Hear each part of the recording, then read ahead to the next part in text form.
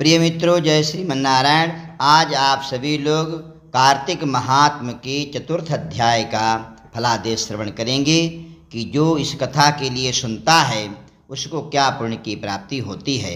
इस चतुर्थ अध्याय में आप सभी लोग श्रवण करेंगे भगवान मत्स्यावतार रूप धारण करके शंखासुर का वध करके और शंख को ला करके वेदों को सभी को ला करके प्रयागराज में भगवान वहाँ पर सभी देवी देवताओं के साथ में यज्ञ करते हैं। गंगा जमुना का महत्व विशेष करके इस अध्याय में आप सभी लोग श्रवण करेंगे।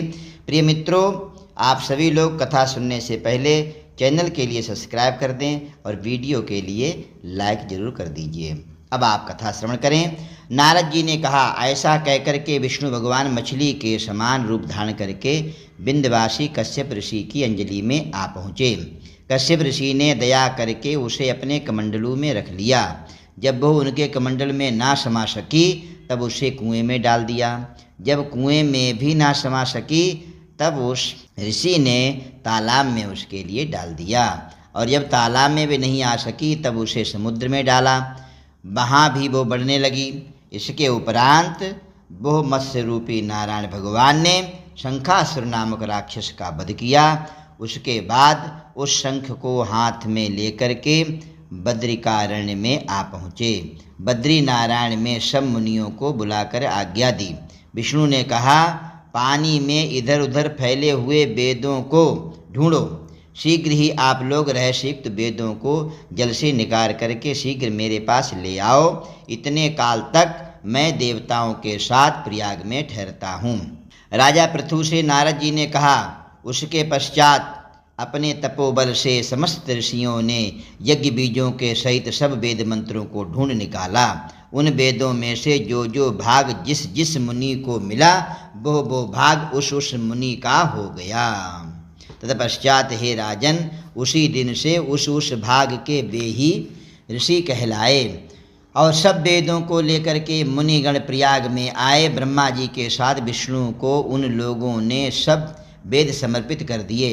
सब वेदों को पाकर के ब्रह्मा बड़े प्रसन्न हुए। तुरंत ही उन्होंने देवता तथा ऋषियों के साथ में अश्वमेध यज्ञ किया। यज्ञ के अंत में देवता, गंधर्व, यक्ष, नाग, गुह्यक गण विष्णु को भूमि में लेट करके साष्टांग दंडवत प्रणाम करके प्रार्थना करने लगे। देवताओं ने कहा, हे जगन्नाथ, हम लोगों की प्रार्थना सुनिए। हम लोगों के हर्ष का समय है, इससे आप हमें वरदान दीजिए।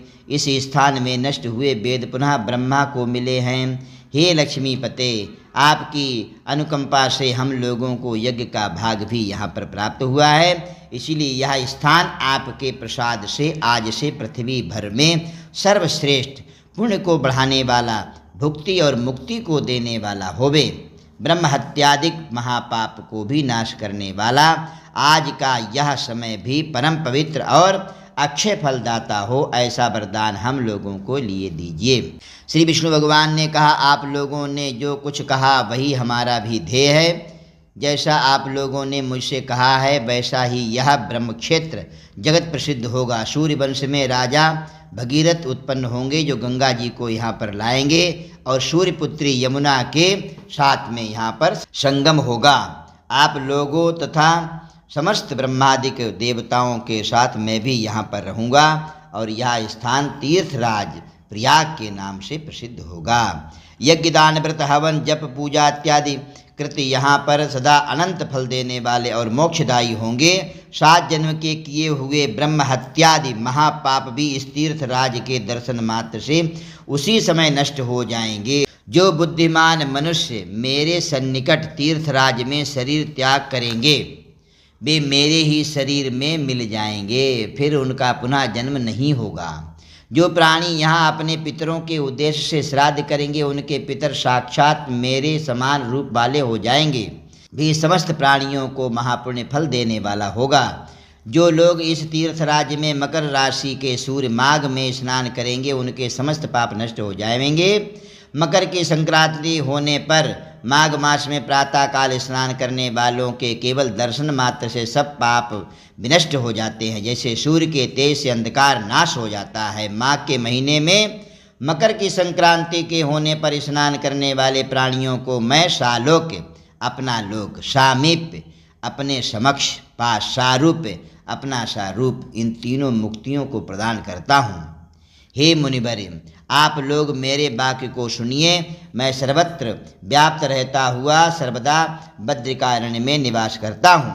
अन्यत्र सैकड़ों वर्ष तप करने पर जो फल प्राप्त होता है वही फल यहाँ एक दिन में मिल जाएगा। कितना सुंदर प्रयाग का वर्णन किया गया, इतना महत्व है प्रयाग का।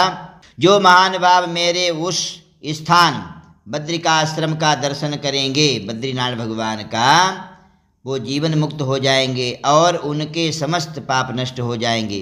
सूत जी ने कहा कि इस तरह विष्णु भगवान उन सब देवताओं से कह करके ब्रह्मा जी के साथ ही अंतर्ध्यान हो गए और इंद्रादि देवगण भी अपने अंशों को छोड़ करके अंतर्ध्यान हो गए।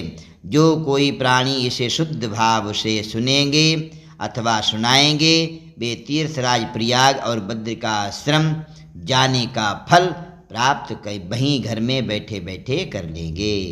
इति श्री पद्म पुराणे श्री कृष्ण सत्यभामा संवादे कार्तिक महात्म्य चतुर्थो अध्यायः। बोलिए लक्ष्मी नारायण भगवान की जय। प्रिय बंधु, चैनल के लिए सब्सक्राइब कर दें, वीडियो को लाइक जरूर कर दीजिए। जय श्रीमन्नारायण।